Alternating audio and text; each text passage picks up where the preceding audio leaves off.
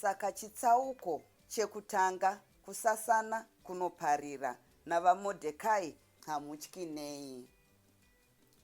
Zvaizivikanwa naMwari chete. Nyika yose yainge iri murima panyaya iyi. Kana iyo mhondi yacho hapana aiiziva.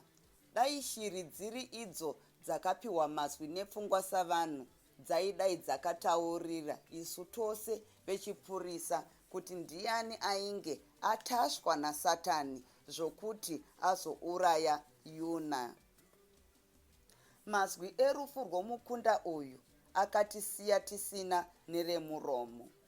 Kuzobuda kwazvakazoita zvinonzi mwanasikana uyu akafira nhamo.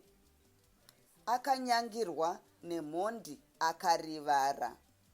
Ainge ari mumumvuri wedombo munyika yeZawe mujinga megomo rechidzura, iro rainge riri pedyo nedhorobha redu reMoja. Mhondi yacho yakasvikomuti nepauro dzvi. Mhandara yakadoti nditi tsukutsuku, iyo mhondi yacho ikati kunyepa ikoko. Zvawakanyengerwa naErina uchiramba vamuchati, nhasi uchafamba rwendo rusingadzokwi. Kana wasvikako uti vose variko kufara. Mwanasikana akadoti bidiri bidiri, ndiye Sarai. Kuuraya munhu chaiye kuti bho. Kana munhu akauraya munhu anobva apiruka. Anotashwa nomweya wetsvina sezvinoitwa bhiza rinenge ramirira kumhanya pamujaho. Mutasvi anenge ava kuti chauya chauya. Kupedza kwayakaita izvi, mhondi iyi yakabva yada kubva panzvimbo iyi, asi haina kupi kwayakaenda isina kusangana nemumwe musikana uyo wayakadazve kuita kanyama kanyama. Ko, ndiani ainge ashinwa kudai? Uyu ndiwo mubvunzo wakanga wave mumusoro yedu isu mapurisa. Ndiyo nhumba yebasa redu isu vanamugara dzakasungwa. Ndiwo mashiripiti ainge akatimirira mberi kweupenyu hwedu. Muchikwete webasa wainge waita chambwa semota ragara paguvhu raambuya. Nyika yedu yeZawe yainge yava norufaro rwaisudurutsa hana, nzvimbo yayo ichitorwa namapapu. Isu vechipurisa takanga tisisina basa rakawandisa. Takanga tava kudiwa navanhu vorudzi rwedu zvokuti vainge vava kutibata samadzimambo. Basa zhinji rainge rava rokuvhima mbavha uye kuteka-teka zvidhakwa tichizviisa kudzimba kana pari pakupera kwesvondo. Hwahwa hwainge hwava kukurira vanhu zvikuru. Kumamisha kwainwiwa hwahwa. Kwaitambwa shangara, mbakumba, Jerusarema nemuchongoyo. Iyi yainge iri mitambo yakambenge yakanganwikwa nevanhu venyika yedu yeZawe. Pamazuva aya yakanga yava kumutsiridzwa patsva. Mumadhorobha mufaro wavanhu wakanga wava jeka usiye. Vanhu vamarudzi ose vakanga vava kugarisana pasina zveshanje. Vakanga vava kuita tsika nditsikewo, vaine rudo rwokutakudzana bandauko renda. Mufaro wevanhu vose wakanga wawandisa zvokuti kunyangwe bofu chairo raikanganwa kuti harioni. Apa ndipo pataidanwa tichidavira isu vana chinovava. Basa rangu routikivha rakanga rava kureruka zvekuti kwainge kusisina kana mhosva kataitsvaga tikashaya. Nyika yose yakanga yava mucheketere mvura yeguvi. Ko, kana munhu achiona basa richimunakidza anorego zvidasu. Iko kuzvikakata takanga tichabvira here? Ko iyeni wacho ndakanga ndichadanwa nezita rangu rokuti Rameki here? Seizve ndakanga ndava kunzi chinovava. Hazviripo kana basa rikada kunakira munhu nhai, anoita sezvinonzi achamera manhenga angatotsvagirwa chigero.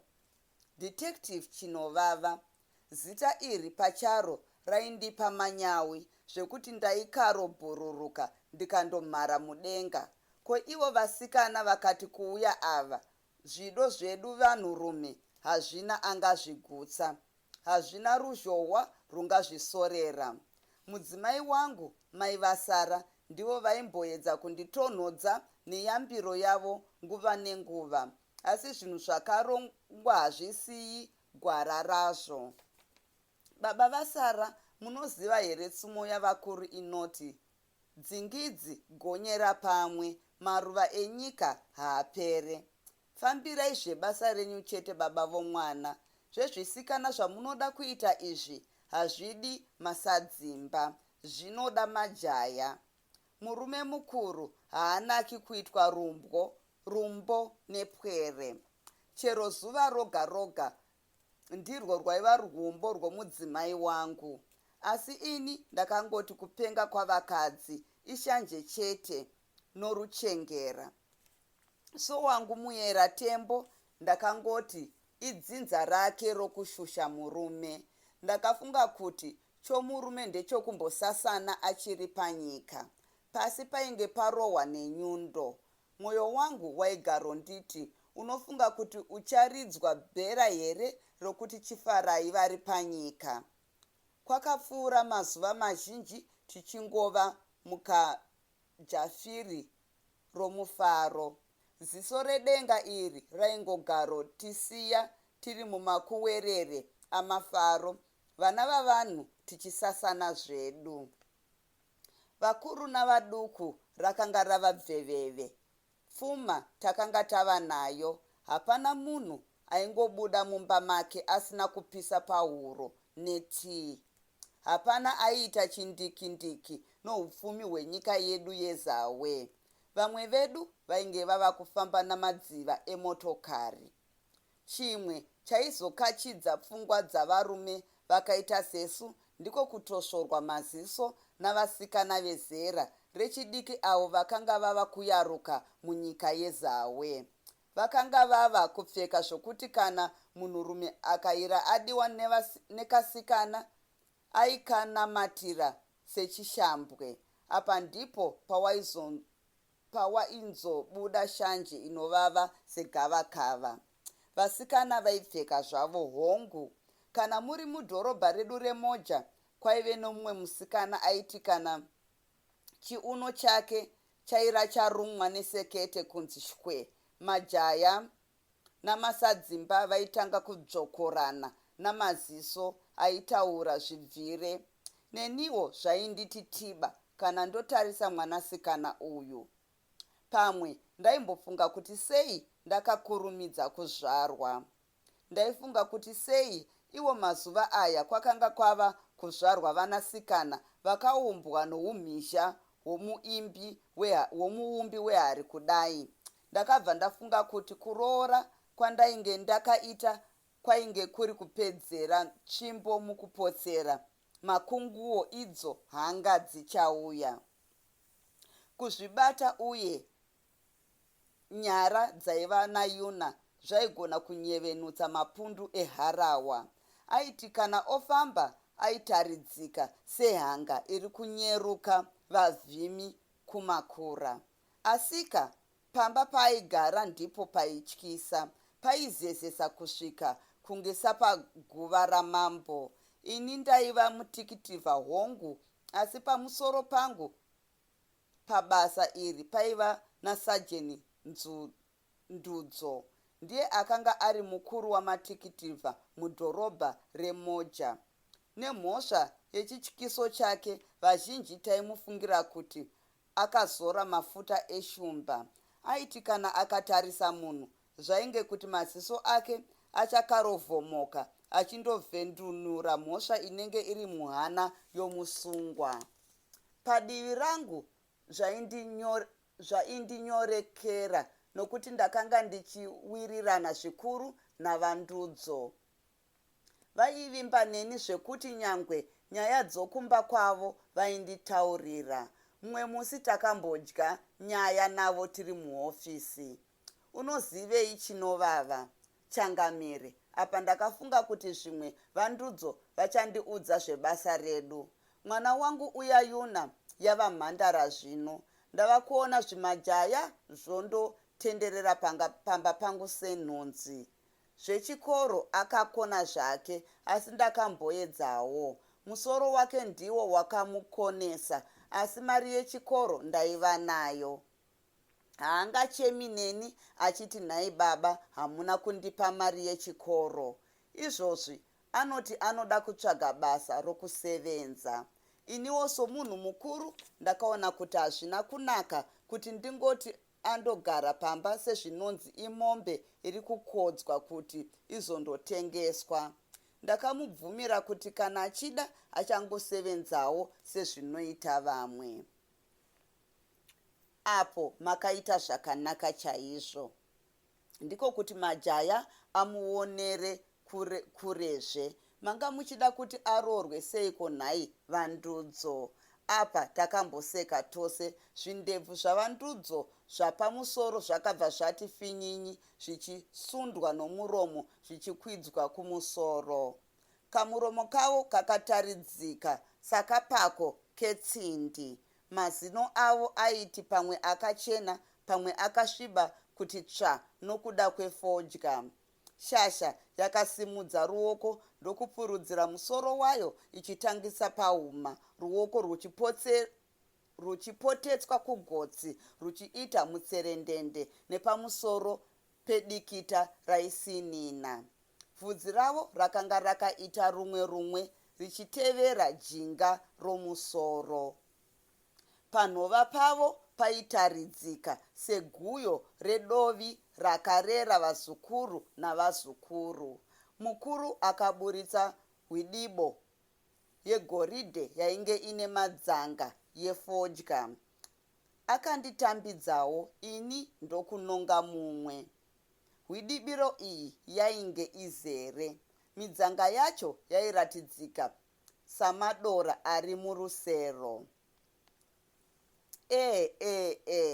Unoona chinovava munin'ina, ndinovimba newe. Vandudzo vakatokonya kamwe kasimbi kavakabuditsa muhomwe yavo kainge kanyere kefodya yemumhino. Pakarepo kanyere kaya kakabuditsa moto unobvira. Tose takabatidza fodya yedu totanga kusvuta. Takagara takatarisana tiri pazvigaro. Utsi hwefodya hwakatanga kufamba mumhuno dzedu savanhu vari kufamba mudhorobha. Humwe hwaikwira kuurozvi hwangu ndichibva ndanzwa kutekenyedzwa. Nechemumwoyo mangu ndakatanga kuzvinzwa ndini chinovava ini, shumba yedzimwe shumba. Gogogoi ava ndimesinja rwizi vainge vari kuuya netii.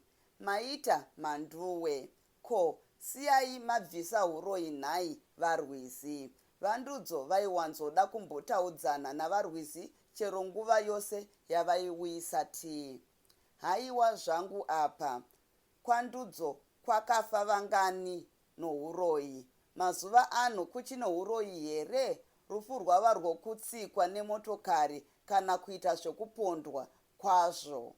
Zvikuru savana vechidiki ava vachinja mwoyo makore ano aya, ndizvo zvava kutyisa mazuva ano. Haikona zveuroyi zvako izvo. Unoti kuchine munhu anoziva gwenzi reuroyi pamazera edu aya. Iko zvino ndikati iwe ndudzo ndiroye nemuposo pano ungandigona here iwe? Varwizi vakaburitsa mari yepepa ndokuikanda pasi vachinge vanobheja. Nenguva isipi vandudzo vakaihwengwezura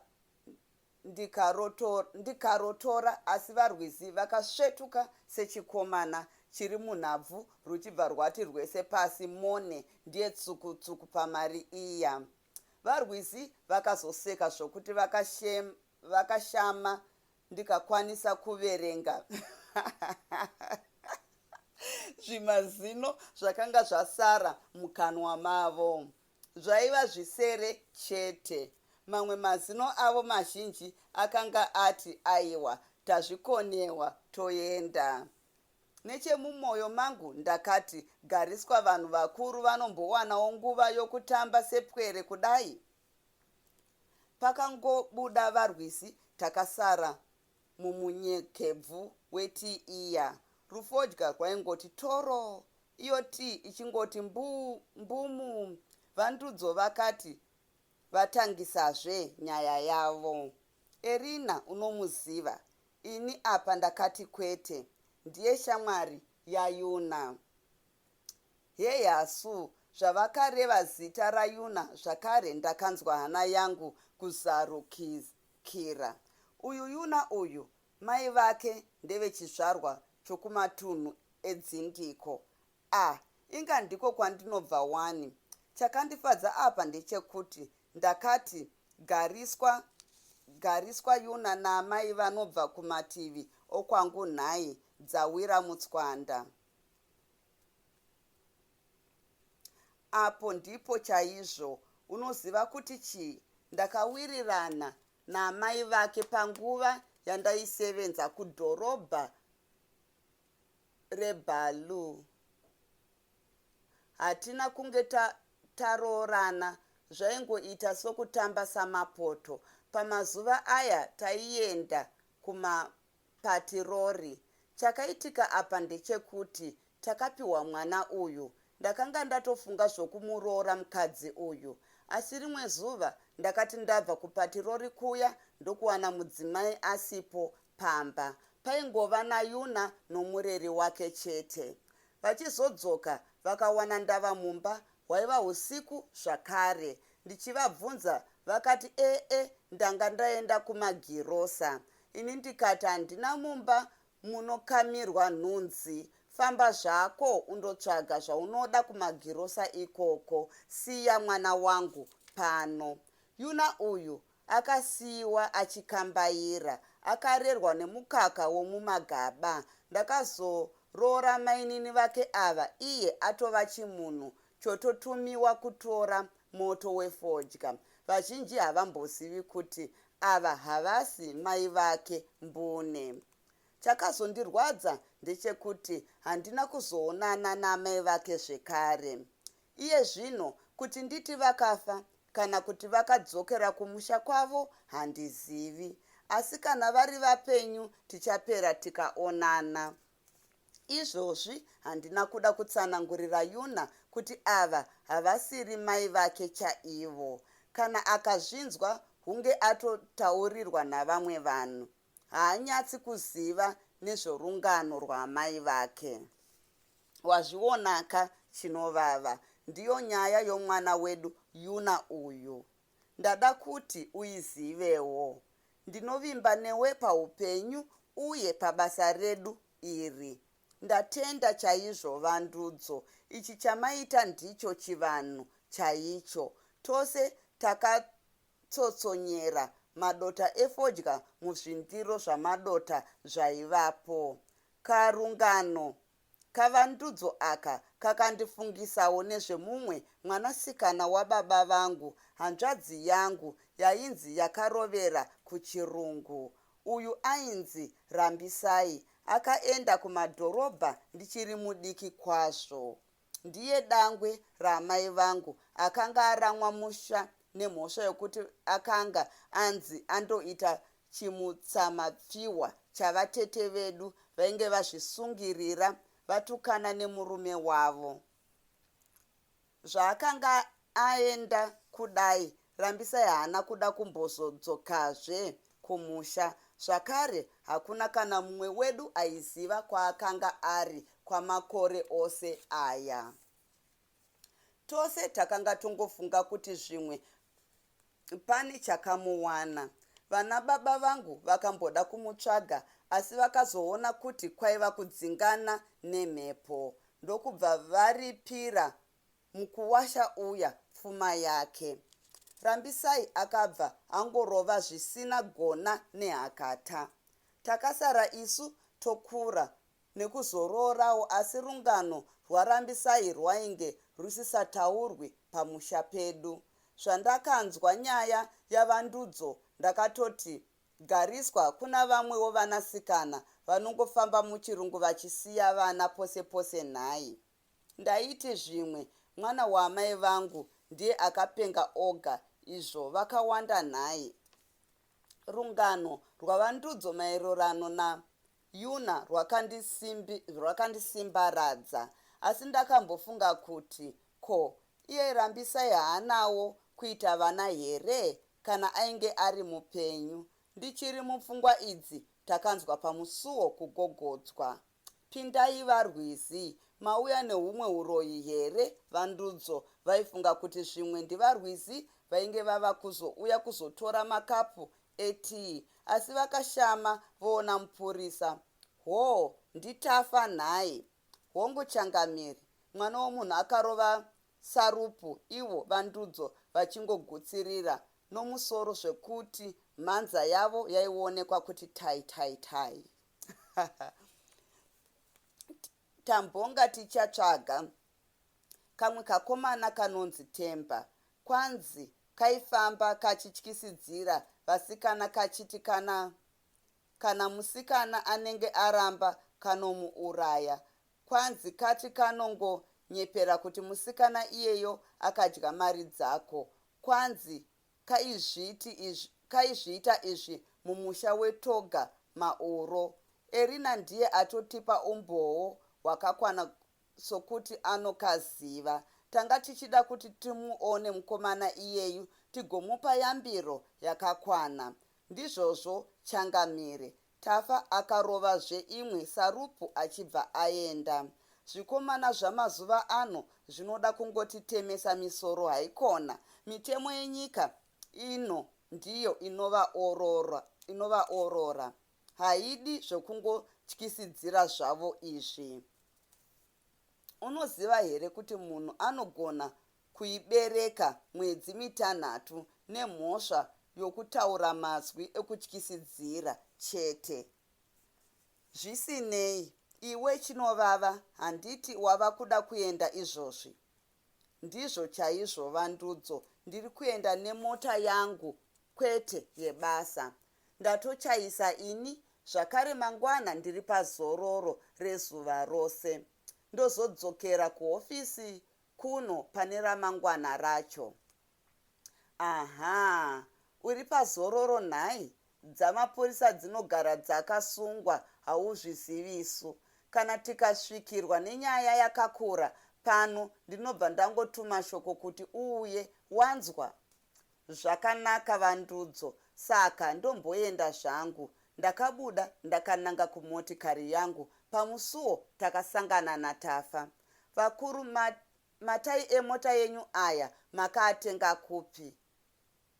Ane munyorero wawo oga. Chero pamunenge mafamba napo ndipo ndinobva ndaziva kuti vachinovava vagurana pano.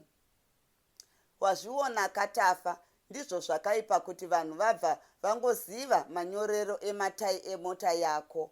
Mumwe musi unenge wafamba nayo uchidzingana notwumwe twakasiyana siyana, kana kuti mumwe musi munhu ungadimura napanenge paurayiwa munhu zvodzoka zvonzi ndiwe. Apa ndaitaura ndichizarura gonhi remota ndokubva ndapinda. Tafa akazondidavidza ndava kuenda. Zvingagoitika sei imi muri munenge muchitofeya nyaya yacho? Nechemumwoyo mangu ndakati yeya, ndizvo zvina vana Tafi nhai. Vanofunga kuti mutikiti haagoni kunenererwa mhosva nhai. Ndakakurunga mota. Kautsi kakabva kati naparutivi toro. Ndakanzwa kuti matai aya matsva akasvinya tara ndokubva yati nyadzu. Ndichangoti budei mudhorobha ndakaona musikana aive nesiketi yakanga yakaruma chiuno chake kuti shwe shwe shwe. Akangonditi ruziso kapu, ini ndikabva ndamuziva pakarepo. Kwira mumota tiende mwana. Maita zvenyu Detective Chinovava, ndanga ndanzwa kufamba namakumbo mufunge. Paakafika gonhi remota, ndakada kumutarisisa, asi ndakateyiwa namaziso ake ndokubva ndatarisa mberi kwataienda. Rumunhuwi rwomuviri wake rwakati kape kumhuno dzangu. Kundinakira kwarwo kwainge kuchienderana nokunaka kwefodya yandainge ndasvutiswa navandudzo, iya yaiva muhwidibiro yegoridhe. Saka uri kunanga kumba kwako ka iwe? Ehe, kwababaka, kwete kwangu ka ini. Handisati ndava nemba ini ayewa. Apa takamboseka tose, asi ini ndakanga ndakatungira meso angu mumugwagwa kuitira motokari dzataipesana nadzo. Uku ndiko kupera kwechitsauko 1. Tichapfuurira pamberi chitsauko 2 svondo rinotevera.